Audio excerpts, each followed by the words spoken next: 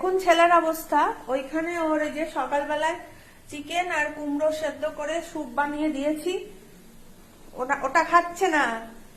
এইদিকে এই যে মাছ রান্না হচ্ছে, বিরিয়ানি, এই যে বিরিয়ানি হবে, এই গন্ধে পাগল হয়ে যাচ্ছে।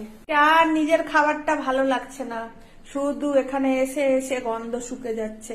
এই যে এইসবের গন্ধে, জানেন, বিশেষ করে বিরিয়ানি হচ্ছে তার গন্ধে তো পাগল হয়ে যাচ্ছে। দেখুন কেমন ভাবে গন্ধ শুকছে। এই যে এটা কি হচ্ছে, নিজের খাবারটা খাও।